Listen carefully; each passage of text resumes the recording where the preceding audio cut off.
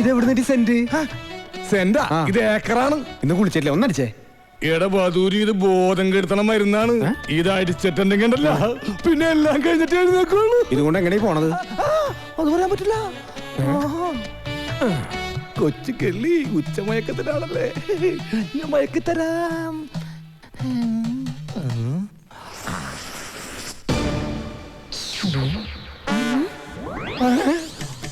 അയ്യോ, ബോധം കെടും, ബോധം കെട്. ഇതടുത്ത് ബോധം കെടും. ബോധം കെടാനുള്ള സ്പ്രേ തന്നെ.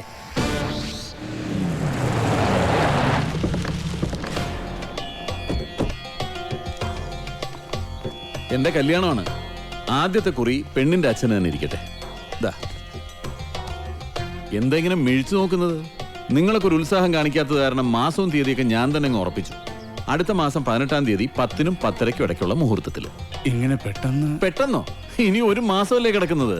സ്ത്രീധനമായിട്ട് പൊന്നോ പണമോ ഒന്നും ചോദിച്ചിട്ടില്ല. കല്യാണ ചെലവ് പോലും ഞാനാണ് വഹിക്കുന്നത്. പിന്നെന്താ? എന്തൊക്കെയായാലും ശരി, അങ്ങനെ ഭീഷണിപ്പെടുത്തി കാര്യങ്ങൾ നടത്താൻ വിചാരിക്കണ്ട. അളിയൻ ആള് കൊള്ളാമല്ലോ. കാശ് കടം വാങ്ങുമ്പോ ഈ നിൽക്കുന്ന നിന്റെ അച്ഛൻ പണ്ട് എനിക്കൊരു വാക്ക് തന്നിരുന്നു. ഇപ്പൊ നിന്റെ പെങ്ങള് വലിയ ഡോക്ടറായപ്പോ അത് മാറ്റി പറഞ്ഞോണ്ടല്ലോ. ഇവിടെ ഉണ്ടായിരുന്നോ? നീ വിചാരിക്കുന്നുണ്ടാവും നിന്റെ സൗന്ദര്യം കണ്ട് മതിമയങ്ങി ഞാനങ്ങ് കല്യാണത്തിന് ഒരുങ്ങാണെന്ന്. അതൊന്നും അല്ലടി.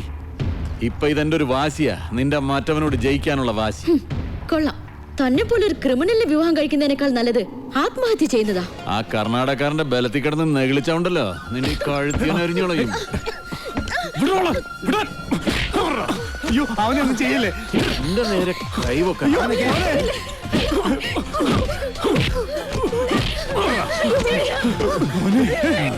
എന്റെ തീരുമാനം പോലെ കാര്യങ്ങൾ നടന്നില്ലെങ്കിലുണ്ടല്ലോ, എല്ലാറ്റിനും ജീവനോടെ കത്തിക്കും ഞാൻ.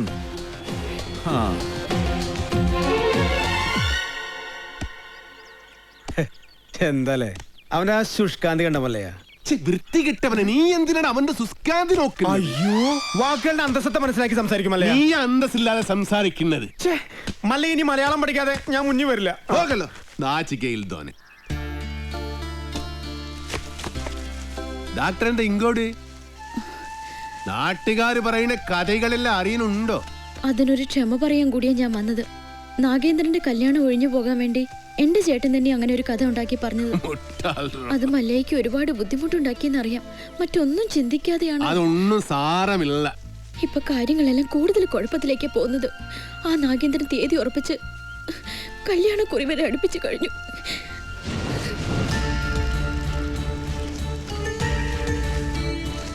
അപ്പൊ നാട്ടുകാര് പറയുന്നതിൽ കാര്യമുണ്ട്. കണ്ടില്ലേ? എല്ലാം ശരിയാകും. ലക്ഷ്മിന്റെ ആഗ്രഹം പോലെ എല്ലാം നടക്കും. നിംതി ആഗ്രഹം.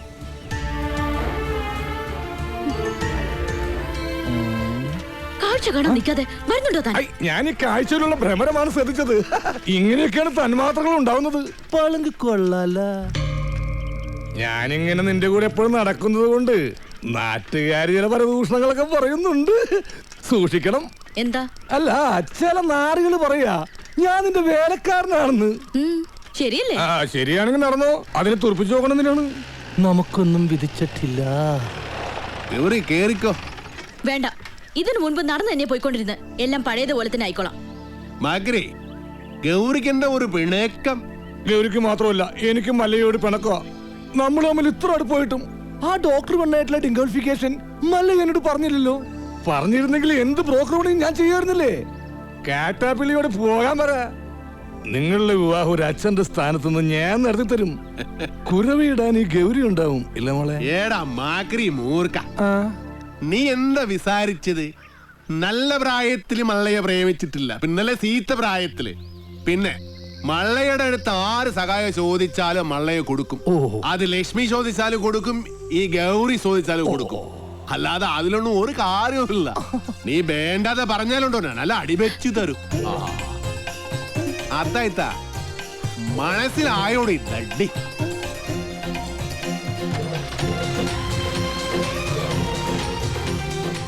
നല്ല ഗൗരി, ഞാനൊരു കാര്യം ചോദിച്ചാ സത്യം പറയൂ. മല്ലയ്യ ഡോക്ടറെ കെട്ടാൻ പോണെന്ന് പറയുമ്പോ നിനക്കെന്താ ഇത്ര വെപ്രാളം ദേഷ്യം? അതുപോലെ അങ്ങേര് വന്നതിനെ ഈ വിശദീകരണമൊക്കെ തരുന്നത്? ഇതിൽ നിന്നും നമുക്കെന്താ മനസ്സിലാവുന്നത്? രണ്ട് മത്സര പിടുത്തക്കാർ തമ്മിൽ സ്നേഹിച്ചാൽ ഇങ്ങനെ ഇരിക്കും. പുറമേ ഗുസ്തി കണ്ടു നിൽക്കുന്ന നമ്മളൊക്കെ മണ്ടന്മാരും. ഒന്ന് പോകോ വലേട്ടാ. ഏട്ടനോ? ഒന്ന് വാടോ. ആ, ഇപ്പൊ ശരിയായി. ആശാനൊന്ന് വേഗം വാ. ആ മുരുകൻ ഇങ്ങനെ ഒരു സന്മനസ് കാണിച്ചതുകൊണ്ട് ഇപ്പൊ ഇതിനകത്തെങ്കിലും ഒന്ന് സഞ്ചരിക്കാറായി. എനിക്ക് അവനെ അത്ര പിടിക്കുന്നൊന്നുമില്ല. ഒരു വായി നോക്കി. ഏയ്, മുരുകൻ ആള് ഡീസന്റാ. ബാപ്പാന്റെ ഭാര്യ കുട്ടികൾ എന്ത് വിളിക്കും? ഉമ്മ. ആണേ. തന്നോളൂ.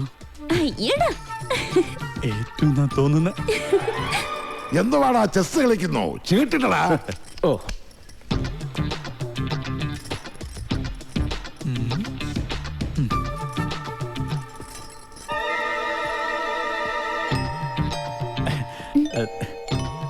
ഉമ്മ തന്നില്ല.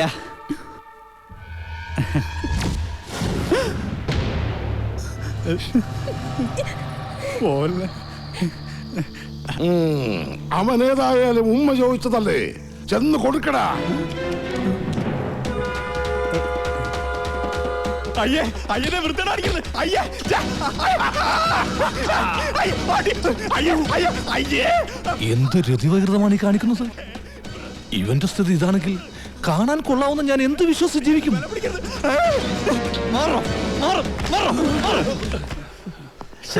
നാണം ഉണ്ടോടാ നിനക്ക്? ആ പെണ്ണിന്റെ പുറകെ വൃത്തിയോട് പറയാൻ. വല്ലവന്റെ വീട്ടിൽ കയറി വെള്ളം അടിച്ച് ചീട്ട് കളിക്കുന്നതിന് അത്ര വൃത്തിയാടില്ല. തോന്നിവാസം കാണിച്ചിട്ട് നീ മറ്റേ വർത്താനം പറയുന്നു. അടിച്ചെന്നെ മോന്നോടെ ഷേപ്പ് ചെയ്യാൻ പറ്റും. ആളാകാൻ നോക്കല്ലേ. മല്ലയെ കുപ്പിയിലാക്കി 10 ലക്ഷം വാങ്ങിച്ചോണ്ട് പോയിട്ട് ഡെയിലി കുപ്പിയായിട്ട് വന്നേക്ക. ഇനിയും വല്ല നക്കാപ്പിച്ചും കിട്ടുമെങ്കിൽ വാങ്ങിച്ചോണ്ട് പോയിക്കണം, അല്ലാതെ ഭരിക്കാൻ വന്നോണ്ടല്ലോ. എന്താണ് പറഞ്ഞത്? ചന്ദ്ര, വേണ്ട.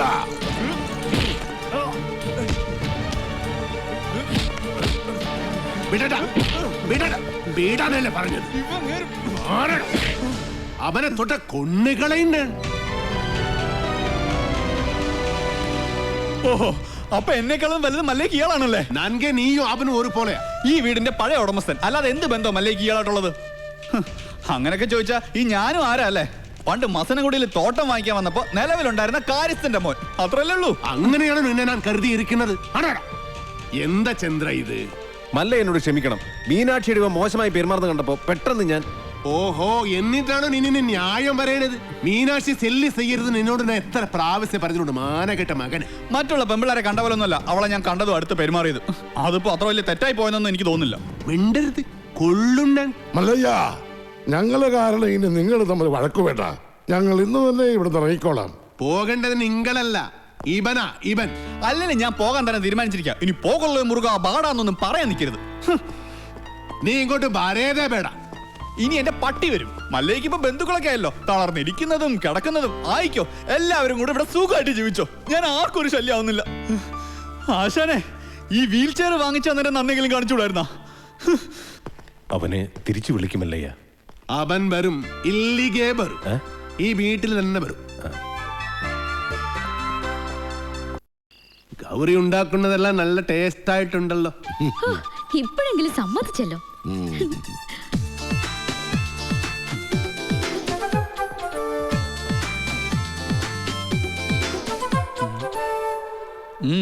അല്ല, നിന്റെ പട്ടി ബണ്ണില്ലേ? പട്ടിയോ? എനിക്ക് എവിടുന്നാ പട്ടി? നിന്റെ പട്ടി ബരുവെന്ന് പറഞ്ഞല്ലേ നീ പോയത്? അല്ല, പോയാ നാളത്തെ ചെക്ക് ആര് കൊടുക്കും? അതിനല്ലട സാമി ഉള്ളത്. സാമിക്ക് ഓഡിറ്ററെ കാണാൻ പോണ്ടേ? ചെക്ക് കൊടുത്തു പോയാ പോരെ? അല്ല, തോട്ടത്തിലെ വിളവെടുപ്പ് നടക്കല്ലേ? അതിന് പണിക്കാരുണ്ടല്ലോ. ഭക്ഷണം കഴിക്കുമ്പോ ഒന്നും മിണ്ടായിരിക്കും. പോട്ടെ മല്ലയ്യ, ഒന്നും പറയണ്ട.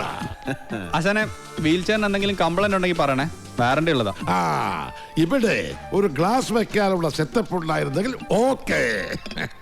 നീ വന്നത് ഏതായാലും നന്നായി.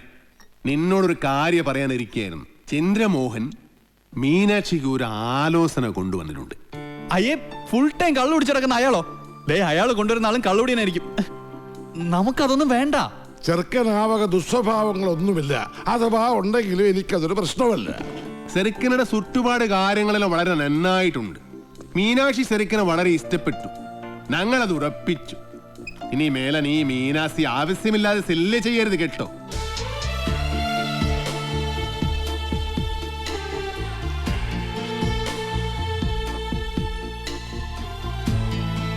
ഏടാ, ചന്ദ്രമോഹനെ കൊണ്ടുവന്ന ആലോചന വേറെ ആരുമല്ലടാ, നിന്റെ ആടാ ഡബ്ബനാൻ മകനെ.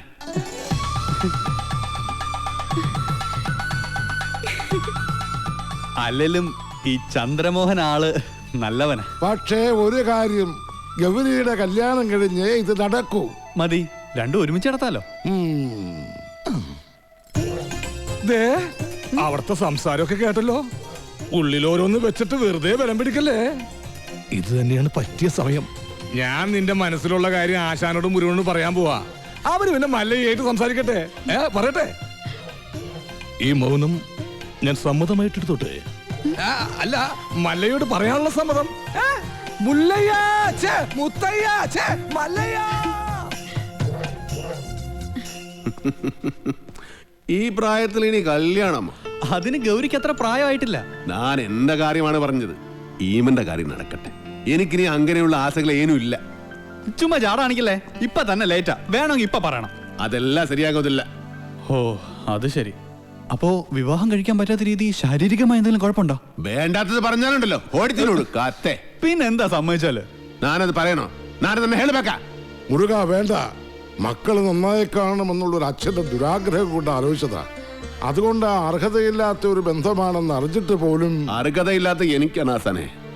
ഞാൻ ആരാണെന്ന് അറിഞ്ഞാൽ എല്ലാരും എന്നെ വെറുക്കും. ആസാനും ഗൗരിയും എല്ലാരും. അതുകൊണ്ടാ. മല്ലയെ കുറിച്ച് ഇനി എന്തറിയാനാ? എടാ, നീ അറിയാത്ത ഒരാൾ എന്റെ ഉള്ളിലുണ്ട്. അത് ഈ നാട്ടുകാർക്ക് അറിയാം, ഈ ആസാൻ അറിയാം. അതാരാണെന്ന് അറിഞ്ഞിട്ട് ആസാൻ തന്നെ തീരുമാനിക്കും. ആസാന്റെ മഹൾക്ക് പറ്റിയ ആളാണോ ഞാനെന്ന്. മല്ലയ്യ പറയുന്നതൊന്നും. എന്നെ ശരിക്ക് പറഞ്ഞു തരാം. പണ്ട് കുറെ കാലം മുമ്പ് നാട്ടുകാരുടെ പണവും കത്കൊണ്ടുപോയ ആസാനെ ഈ ഗതിയിലാക്കിയ ഒരു കള്ള ഹുടുകനെ ആസാൻ ഓർമ്മയുണ്ടോ? ആ ഹുടുക ആനാ. പണം കത്കൊണ്ട് പോകുന്നു എന്ന് കരുതിയിട്ടല്ലേ ആസാൻ എന്നെ തടഞ്ഞത്. പക്ഷേ ശരിക്കും നടന്നത് എന്താണെന്ന് ആസാൻ അറിയാം.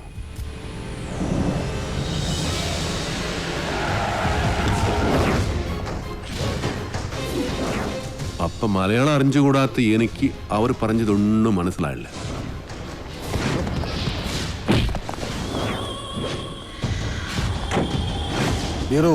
ആ ദുഡ്ഡൻ പെട്ടി എത്കൊണ്ട് ഓടൂ.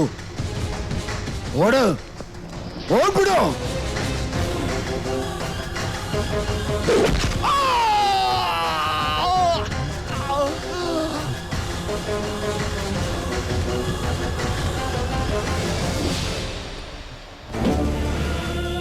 ಅಣ್ಣವರೇ, ಅಣ್ಣವರೇ, ಅಣ್ಣವರೇ, ಏನಾಯ್ತು ಅಣ್ಣವರೇ?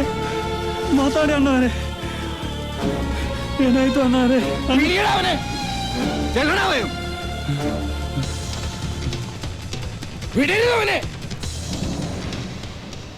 അതാരാ ചെയ്തത് എനിക്കറിയില്ല. അത് കണ്ടുപിടിക്കണോ അവരോട് പകരം ചോദിക്കണോ അല്ല ഞാനിവിടെ വന്നത്. പക്ഷേ എല്ലാവരുടെ കണ്ണിലും ഞാനിപ്പോ കള്ളന. സ്വന്തം മകനെ പോലെ സ്നേഹിച്ച മനസ്സിനെ പറ്റിയ സാധ്യത.